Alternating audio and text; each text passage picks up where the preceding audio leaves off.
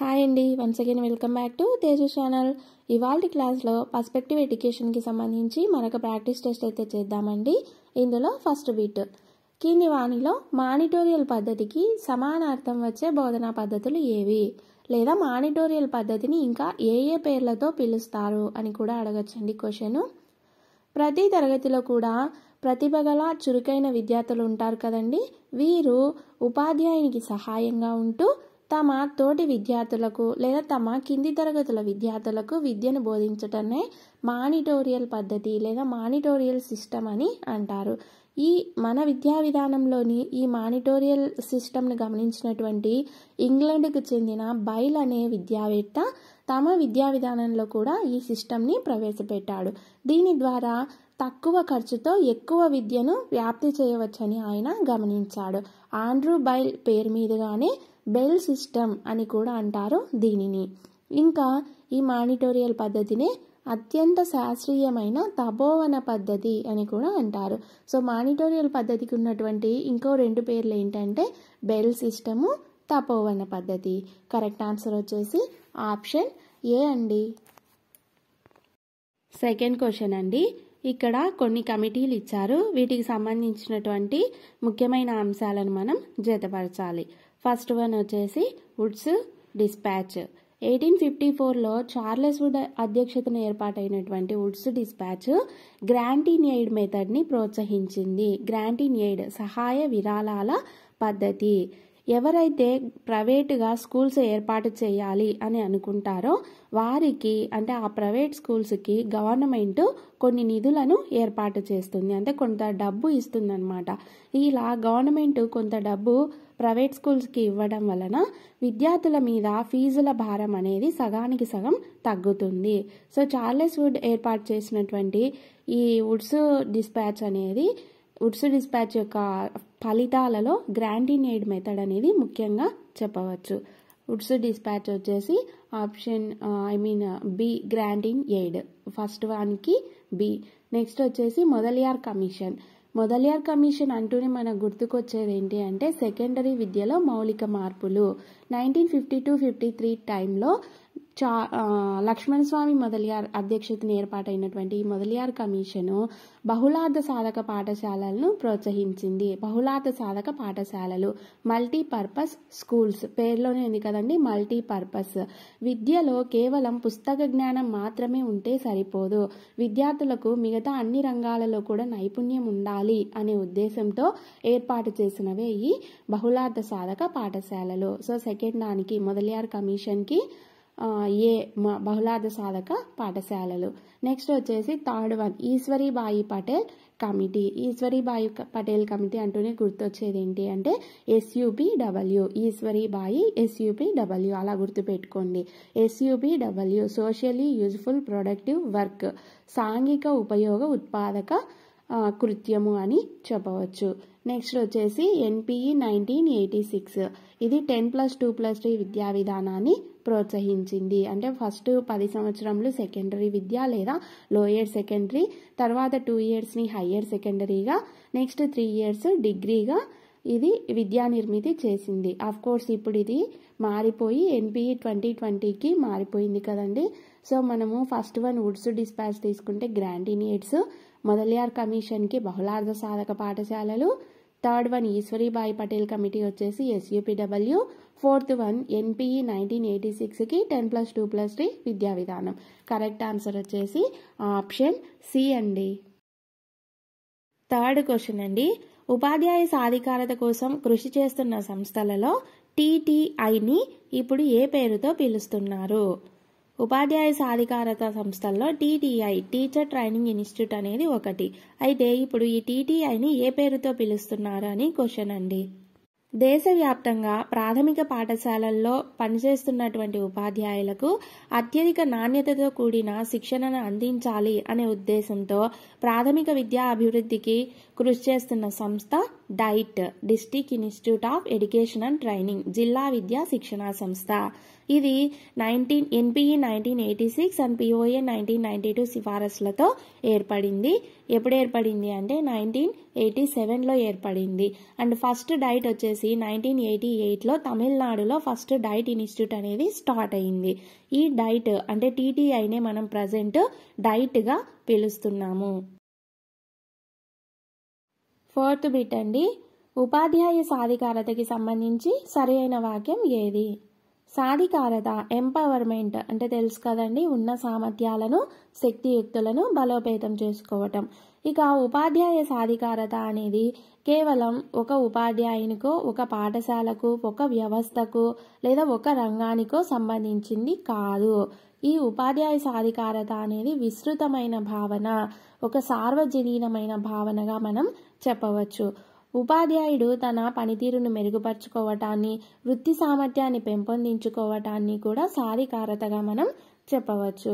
Correct answer వచ్చేసి option B అండి, సార్వజనీన విస్తృత భావన. ఓకేనండి.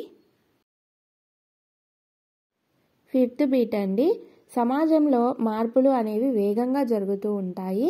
అయితే ఈ మార్పులు ధనాత్మకంగా అయినా ఉండవచ్చు, రుణాత్మకంగా అయినా ఉండవచ్చు అనేది ఈ కింద ఇచ్చినటువంటి 4 సిద్ధాంతాలలో ఏ దానికి రిలేటెడ్ అని క్వశ్చన్ అండి. ఈ బిట్ వచ్చేసి సమకాలీన భారతదేశంలో విద్య 3rd చాప్టర్ ఉంది కదా, అందులో విద్య మానవ వనరుల అభివృద్ధి అనే టాపిక్లోనిది. మనకు సిలబస్లో 4 రకాల సిద్ధాంతాలు ఇచ్చారు. మానవ వనరుల సిద్ధాంతాలు 4 రకాలుగా ఇచ్చారు. అవి linear, cyclic linear theory, Augustine theory and classic cyclic theory. ఇందులో సైక్లిక్ లీనియర్ సిద్ధాంతము, సమాజంలో మార్పులు అనేవి వేగంగా జరుగుతూ ఉంటాయి. ఈ మార్పులు ధనాత్మకంగా అయినా ఉండవచ్చు, అంటే పాజిటివ్ వేలో అయినా ఉండవచ్చు, లేదా నెగిటివ్ వేలో అయినా ఉండవచ్చు అనేది సైక్లిక్ లీనియర్ థియరీకి సంబంధించింది. కరెక్ట్ ఆన్సర్ వచ్చేసి ఆప్షన్ బి అండి. నెక్స్ట్ వచ్చేసి 6th బిట్ అండి, ఏపీలో విద్యా కానుక పథకాన్ని ప్రస్తుతం ఏ పేరుతో పిలుస్తున్నారు? ఏపీలో కొత్తగా గవర్నమెంట్ ఏర్పడిన తర్వాత విద్యాశాఖకు సంబంధించి వివిధ సంక్షేమ పథకాలకు పేర్లు మార్చిందండి. అందులో అమ్మఒడి పథకాన్ని తల్లికి వందనంగా, విద్యా కానుక పథకాన్ని సర్వేపల్లి రాధాకృష్ణన్ విద్యార్థి మిత్రగా పేరు మార్చింది.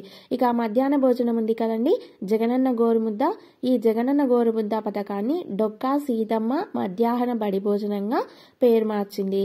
అలాగే పాఠశాలల్లో నాడు నేడు కార్యక్రమానికి మన బడి మన భవిష్యత్ అనే పేరుగా మార్చింది. స్వేచ్ఛా పథకానికి బాలికా రక్షగా మార్చింది. లాస్ట్ వన్ జగనన్న ఆణిముత్యాలు పథకాన్ని అబ్దుల్ కలాం ప్రతిభా పురస్కారం కింద పేరు మారుస్తూ ఉత్తర్వులు జారీ చేసింది ఏపీ ప్రభుత్వం. దాదాపు 6 పథకాలకు కొత్తగా పేర్లు మార్చిందండి. ఇక్కడ క్వశ్చన్ ఏమడిగారంటే విద్యా కానుక పథకాన్ని ఏ పేరుతో పిలుస్తున్నారు అని కదా. విద్యా కానుక పథకాన్ని సర్వేపల్లి రాధాకృష్ణన్ విద్యార్థి మిత్రగా పేరు మార్చింది. కరెక్ట్ ఆన్సర్ వచ్చేసి ఆప్షన్ సి అండి. నెక్స్ట్ బిట్ అండి, సాంస్కృతిక చారిత్రక ప్రాంతాల గురించి విద్యార్థులకు అవగాహన కల్పించాలి అనే ఉద్దేశంతో తెలంగాణ ప్రభుత్వం ఏర్పాటు చేసినటువంటి పథకం ఏది అని క్వశ్చను. పర్యాటక సాంస్కృతిక చారిత్రక ప్రాంతాల గురించి విద్యార్థులకు అవగాహన కల్పించాలి అనే ఉద్దేశంతో తెలంగాణ రాష్ట్ర ప్రభుత్వం ఏర్పాటు చేసినటువంటి పథకమే తెలంగాణ దర్శిని. ఇందులో భాగంగా దాదాపు 1,00,000 మంది ప్రభుత్వ పాఠశాలల్లో చదివే విద్యార్థుల్ని ఈ పలు రకాల ప్రాంతాలకు తీసుకువెళ్ళి వాటి ద్వారా టూరిజంని కూడా ప్రమోట్ చేయాలి అనే ఉద్దేశంతో ఈ తెలంగాణ దర్శిని కార్యక్రమాన్ని రూపొందించారు. అయితే వీటికి అయ్యే ఖర్చు మొత్తము కూడా దాదాపు 12 కోట్ల ఖర్చు అవుతుందని అంచనా వేశారు. ఈ మొత్తం ఖర్చును కూడా ఎవరెవరు భరించనున్నారు అంటే పర్యాటక శాఖ, విద్యాశాఖ, అటవీ శాఖలతో పాటు బీసీ, ఎస్సీ, ఎస్టీ సంక్షేమ శాఖలు ఈ ఖర్చును భరించనున్నాయి. కరెక్ట్ ఆన్సర్ వచ్చేసి ఆప్షన్ సి అండి. 7th బిట్ అండి, రామాపురం అనే గ్రామంలోని ప్రాథమిక పాఠశాలలో దాదాపు 90 మంది విద్యార్థులు కలరు. ఆర్టీఈ 2009 ప్రకారము అక్కడ ఉండవలసిన టీచర్ల సంఖ్య ఎంత అని క్వశ్చన్ అండి. 2009 నాటి విద్యా హక్కు చట్టం ఆర్టీఈ 2009 భారతదేశంలోని 6 నుంచి 14 సంవత్సరముల మధ్య వయసు గల ప్రతి బిడ్డ కూడా ఉచిత నిర్బంధ విద్యను పొందాలి అని లక్ష్యంగా పెట్టుకుంది. అయితే దీనికి సంబంధించి ఇంతమంది విద్యార్థులు ఉంటే ఇన్ని టీచర్లు ఉండాలి అని కూడా చెప్పిందండి. 60 మంది విద్యార్థులు ఉంటే 2 టీచర్లు ఉండాలి. 61 నుంచి అంటే 60 మంది దాటి 90 మంది లోపల ఉంటే 3 టీచర్లు ఉండాలి. 91 to 120 విద్యార్థులు ఉంటే 4 టీచర్లు ఉండాలి అని, ఇలా ఇంతమంది విద్యార్థులకు ఇంతమంది టీచర్లు ఉండాలి అని కూడా చెప్పింది. ఇవన్నీ కూడా ప్రాథమిక పాఠశాలలు అంటే 1 నుంచి 5వ తరగతి వరకు మాత్రమేనండి. ఇక్కడ ఇచ్చింది ఏంటి, 90 మంది విద్యార్థులు ఉన్నారు అంటే 90 మంది లోపల 61 నుంచి 90 మంది విద్యార్థులు ఉంటే 3 టీచర్లు ఉండాలి అని చెప్పిందండి. కరెక్ట్ ఆన్సర్ వచ్చేసి ఆప్షన్ ఏ. 8th బిట్ అండి. మనోజు తన గ్రామంలో కొత్తగా ఏర్పాటు చేసినటువంటి రోడ్ల నిర్మాణానికి సంబంధించి ఎంత ఖర్చు అయ్యింది అని తెలుసుకోవటానికి ఆర్టీఐకి సమాచార హక్కు కమిషన్కి దరఖాస్తు చేసుకున్నాడు. అయితే సమాచారం మొత్తము కూడా A4 షీట్స్లో ఇవ్వవలసిందిగా కోరాడు. దీనికి గాను మనోజు ఆర్టీఐకి ఎంత చెల్లించాలి అని క్వశ్చన్ అండి. ఇక్కడ సమాచారం మనం పొందాలి అంటే ఫస్ట్ మనము అప్లై చేసుకోవాలి కదండి, అప్లికేషన్ ఫీజు ఉంటుంది కదా. ఇక్కడ మనోజు తన గ్రామంలో అన్నారు అంటే గ్రామ స్థాయిలో సమాచారం కోసము, ఏదైనా సరే సమాచారం కోసము మనం గ్రామ స్థాయి నుంచి అప్లై చేస్తున్నాము అంటే ఆర్టీఐ వాళ్ళు ఎలాంటి అప్లికేషన్ ఫీజు తీసుకోరండి. అంటే మనం పెట్టే అప్లికేషన్కి ఎలాంటి ఫీజు కూడా ఉండదు, ఉచితంగా మనం అప్లై చేసుకోవచ్చు. కానీ తిరిగి మనం సమాచారం పొందాలి, మనం ఇచ్చిన అప్లికేషన్కి సమాచారం ఇవ్వాలి కదా వాళ్ళు, మనము తిరిగి సమాచారం పొందటానికి మాత్రము కొంత ఖర్చు అవుతుంది. వాళ్ళు అడుగుతారనమాట, మీకు సమాచారం అనేది A4 షీట్స్లో కావాలా, CDలో కావాలా, లేక DVDలో కావాలా అని ఇలా అడుగుతారు. సమాచారం పొందటానికి ప్రతి A4 షీట్స్ కూడా మీకు ఎన్ని A4 షీట్స్ సమాచారం పడుతుందో అన్ని ప్రతి A4 షీట్స్ కూడా 2 రూపీస్ వాళ్ళు కలెక్ట్ చేస్తారు. ఫ్లాపీ అయితే 50 రూపీస్, CDలో అయితే 100 రూపీస్, అలాగే DVDలో అయితే 200 రూపీస్ కలెక్ట్ చేస్తారు. వీటితో పాటు పోస్టల్ ఛార్జెస్ కూడా మనకు అదనంగా పడతాయి. ఓకేనండి. ఇక్కడ మనోజు A4 షీట్స్లో సమాచారం పంపించండి అని కోరాడు కదా.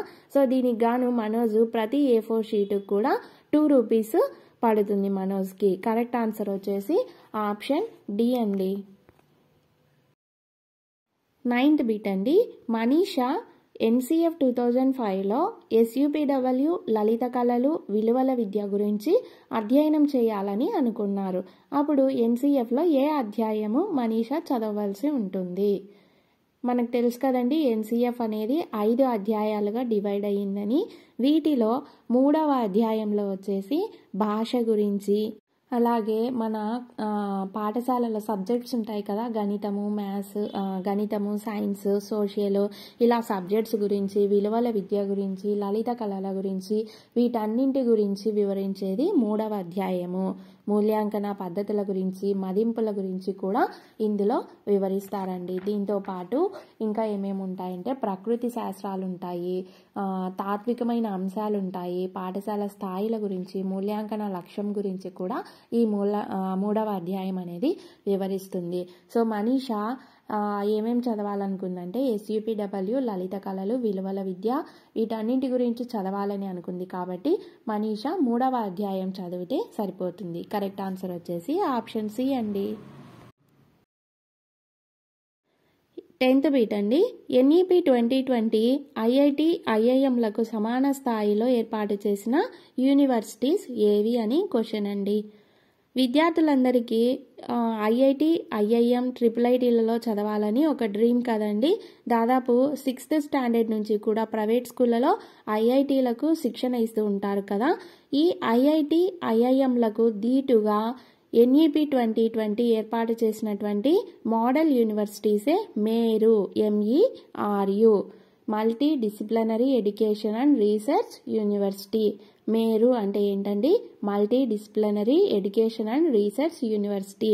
దీని యొక్క ముఖ్య ఉద్దేశం ఏంటి అంటే యువతకు కొత్త అవకాశాలను కల్పిస్తూ ఇంటర్ డిసిప్లినరీ పరిశోధనలను ప్రోత్సహించేలాగా NEP 2020 మేరు అనే యూనివర్సిటీస్ని, మేరు అనే పేరుతో యూనివర్సిటీస్ని ఇంప్లిమెంట్ చేసింది. అంతేకాకుండా study in India, stay in India అనే విజన్తో కూడా study in India, stay in India అంటే ఇండియాలోనే ఉండి అధ్యయనం చేయండి, భారతదేశంలోనే ఉండండి. Study in India, stay in India అనే ఒక స్లోగన్తో కూడా భారతదేశం మొత్తాన్ని ఒక గ్లోబల్ హబ్గా మార్చడానికి ఈ మేరు అనే యూనివర్సిటీలను ఏర్పాటు చేసిందని చెప్పవచ్చు. కరెక్ట్ ఆన్సర్ వచ్చేసి ఆప్షన్ ఏ అండి. ఇవండి పర్స్పెక్టివ్ ఎడ్యుకేషన్కి సంబంధించి అన్ని చాప్టర్స్ నుంచి కూడా కొన్ని ర్యాండమ్ ప్రాక్టీస్ బీట్స్. మరిన్ని ప్రాక్టీస్ టెస్టుల కోసం తేజు ఛానల్ని లైక్ చేయండి, సబ్స్క్రైబ్ చేయండి, మీ ఫ్రెండ్స్కి షేర్ చేయండి.